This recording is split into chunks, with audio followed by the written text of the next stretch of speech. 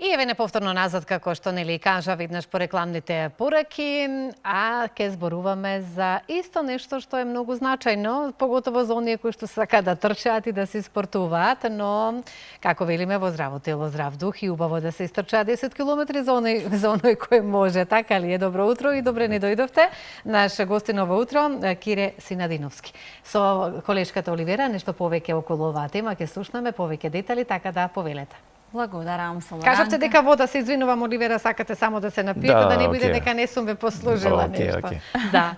Добре, јас не знам дали оди ке тркачите, нели, дали оди кафе, чај или здраво мора да се храните и за овој спорт. Можам да го наречам слободно спорт? Да, нормално спорт дел е, трчањето е дел од атлетиката, така да повеќето од тркачите да практикуваат утринско кафе. Јас не сум толку по кафето, така да можам и без кафе. Чај знам некој пат да се напијам, но кафето не ми е толку неопходно, но има тркачи кои што практикуваат да пијат наутро кафе заради полесно празнење на организмот, за да може потоа да немаат да немаат тегови при. А јас мислев ради енергија нешто им дава. Па кај некои можеби да и тоа да делува. На нас на утринските водители како ни треба такво рассонување.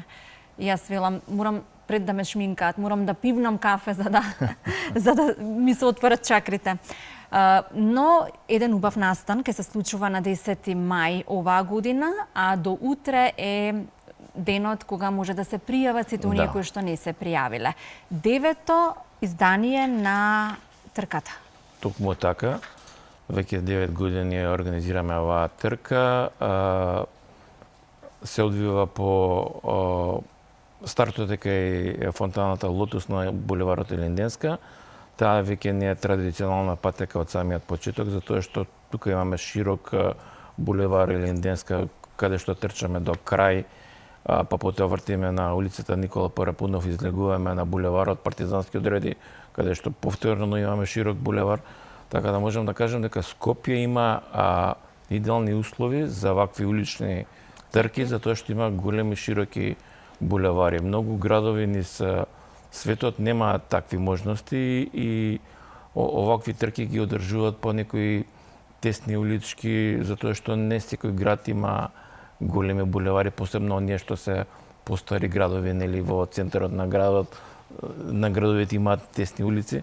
Така да Скопје е идеален за одржување на вакви улични трки. Тоа можеби беше и целта што ви дојде идеја пред 9 години да ја почнете оваа трка.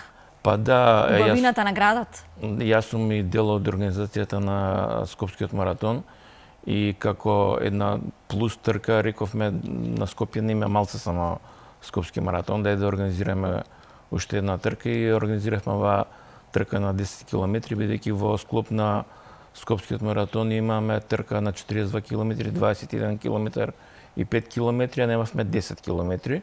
И рековме ќе организираме посебна трка само за на 10 километри. Интересот морам да кажам дека е задоволен, све повеќе и повеќе луѓе трчаат, го практикуваат трчањето, значи покрај да речем професионалните атлетичари, голем е бројот на учесници и рекреативци во оваа трка и е еден вид на забава и дружење каде што има многу позитивна енергија на самиот спортски настан. Мислам на секој спортски настан има позитивна енергија, но овдека каде што е голем бројот на учесници се ствара една посебна енергија. Сите оние што биле на трките знаат, ме разбира за што зборам. Тоа сакав да прашам, сигурно и заразно. Ако еднаш се пријавиш, трчаш, сето тоа се повторува од година во година. Токму така, затоа што припремите се, да речем, долготрајни, треба неколку месеци за да се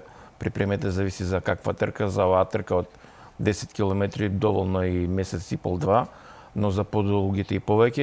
И сега, знаете, припремите некој пат тоа тешко, мора да имате редовни тренинзи. Секој сам си се подготвува? Да, некој пат не ви се трча, ама мора да го обработите тренингот, затоа што ако не го одработите тренингот, потоа на трката ќе ви биде тешко.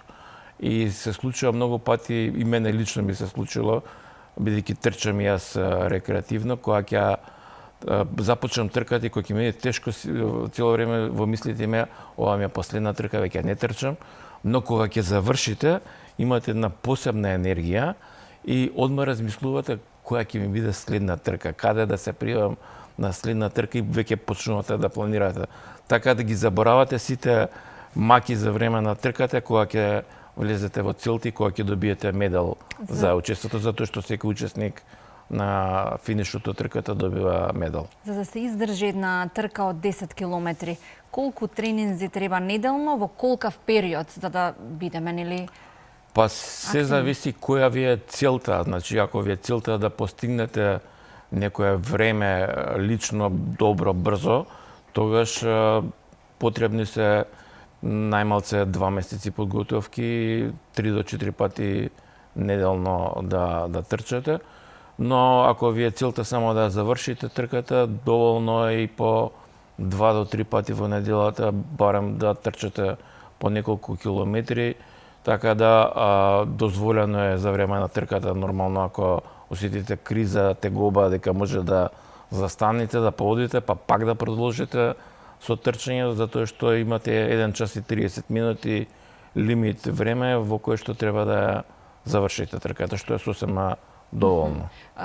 Кажавме, Скопје има убави улици за трк, а има ли убави места каде што може да се вежба? Да. Да се тренира? Да, Скопје го има кеот, кој што е со должина од 20 километри, ако не се лажам, може би повеќе, каде што има патека, значи нели она велосипедска која што се користи за трчање и кеот е уреден во таа должина и многумина странци кога ќе дојдат ни завидуваат што имаме таков кеј, затоа што стварно имаме место каде што можеме да излеземе и да трчаме. Секако тука и градскиот парк каде што може да се користи за трчање и го користат многумина и исто планината водно и околните, да речем, спортско-рекреативни центри се користат максимално за трчање. Гледаме од најразлична возраст, има ли од до граница кој може да се пријави? Па немаме некоја минимална граница, но за оние што се под 18 години сепак бараме да имаат согласност од своите родители и лекарски преглед, затоа што има млади деца кои што се спремни да истрчаат 10 километри, но сепак бараме да имаат дозвола од своите родители за учество на трката. Така, тука нема поделба машки, женски категории? Поделба има во наградувањето, мислам, ама паричните награди кои што ги доделуваме за најдобрите се исти како и за машките, така и за женските не правиме поделба во тој дел, да речеме машките да земаат повеќе женските помалце. Тоа не е исклучено тоа. На сите наши трки наградниот фонд е ист за сите, а имаме посебно значи наградување за машки, посебно за женски. И веќе кога сме кај наградувањето, да кажам дека имаме награди во возрастни категории од 35 години нагоре, поделени во неколку категории. И имаме награди за најдобри тимови, значи може да се пријават тимови, компании со повеќе учесници и најдобрите четворица од машка или женска припадност ги наградуваме со пехари, со дипломи како најбрзи тимови. Колку убава. Да. И како еден тимбилдинг и како дружење. Да, затоа што на крај, верувате, кога ќе заврши трката, сите оние ресторани, кафани околу градскиот парк се полни со тркачите, со медалите на нив, се дружат, кажуваат спомени од трката кој како поменал и искуства. Да, искуството и можеби веќе планираат каде ќе трчат на следна трка. Што е следно? Да. Обично така оди тоа. Многу ме радува што оваа година за прв пат Халкеко Ран има и хуманитарен карактер, заедно и во колаборација со iCrowd платформата. Секој од надпреварувачите ќе може и да донира. Токму така, значи оваа година почнавме со iCrowd соработка да собираме средства и да им помогнеме на оние лица кои што се социјално загрозени или кои имаат потреба од хуманитарна помош. значи секој учесник, но не само учесник, секој значи публика, секој присутен може да донира преку платформата iCrowd, каде што само треба да отиде на нивната веб страна, да уплати најмалце 100 денари, но јас би препорачал да уплаќаат што повеќе, за да докажеме дека сме една хуманитарна нација, затоа што оваа пракса е низ сите трки во светот. Еве ќе го земам пример лондонскиот маратон кој што беше викендов. Лондонскиот маратон е рекордер, мислам, во светот по собирање на хуманитарни средства. Минатата година собра 100 милиони фунти, а оваа година се очекува да биде тој број уште поголем, затоа што само што им заврши маратонот и се уште ги сумираат тие резултати, така да преку трчањето, преку спортувањето треба да докажеме дека можеме да бидеме хумани, да донираме и да помогнеме на... Да бидеме и општествено одговорни. Так. А знаете, потоа тие донирани средства на кои семејства ќе се донираат? Па тоа ќе го донираме заедно со iCrowd, затоа што кај нив на платформата... Тогаш ќе одлучите, така? Да, кај нив на платформата има многу, нели... Активни семејства кои што чекаат помош. Кои што веќе бараат, така да ќе се распределат... Тука и за лечење, и за социјални групи и слично. Заедно со iCrowd ќе одлучиме каде ќе се дадат тие средства. Зошто да трчаме и зошто да бидеме активни тркачи, па макар и рекреативни? Па затоа што трчањето е една здрава навика која што може да ви го промени животот само на подобро. Ние за Скопскиот маратон користиме една парола: трчањето ќе те промени, затоа што стварно ќе те промени. Многу луѓе, дури кои што биле скептични, викале: нема шанси јас да трчам никогаш во животот, тоа не е за мене. Но кога ќе видат дека некој пријател трча, па ќе го убедат да почне да трча со минимална трка на 5 километри, и кој ќе почувствува таа придобивка прво лично за себе, затоа што стварат една навика каде што организмот го учите на дисциплина и едноставно се чувствувате поздрави затоа што ги менувате навиките во исхраната, исфрлате алкохол, цигари, така да сето тоа има едни позитивни придобивки. И на крај трчањето е една, како да кажам, социјално дружење, затоа што на трките и за време на тренинзите може да трчате со некој во друштво за да ви биде полесно, доколку мислите дека сам ќе ви биде здодевно. И така се ствара една добра енергија која што на крај излегува дека имате бенефит од тоа. Или да се стекнат нови пријателства.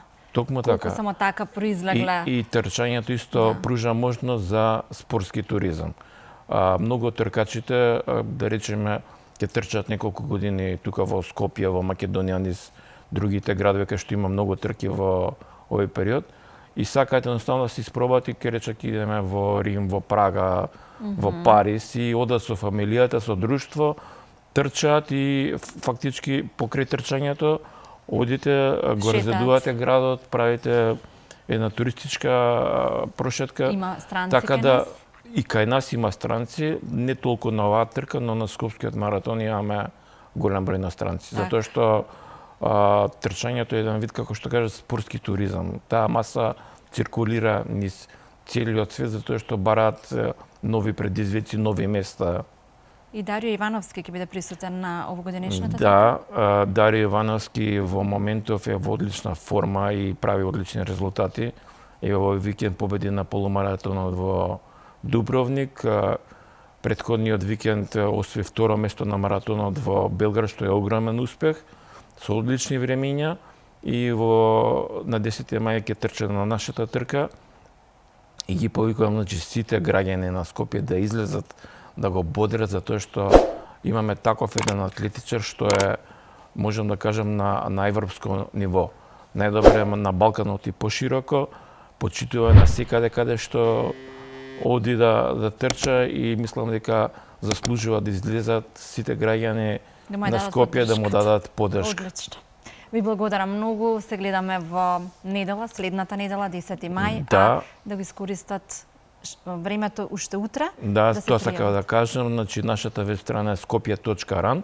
Може да отидат на страната, да ги прочитаат сите информации за трката, да се пријават и преку има линк за и крауд донација, може тука и да донираат преку веб страната. Ви благодарам, се гледаме и после трката и за се наредно што ќе организирате, меѓу кои женската трка. Да, ви благодарам. Ви благодарам исто така и јас за трчањето, освен нозете и една добра, убава желба, да се има ништо, не треба дополнителна опрема. Така ли? Така, го имаме паркот, го имаме кеот. Така, да се ужива во природа и да се трча.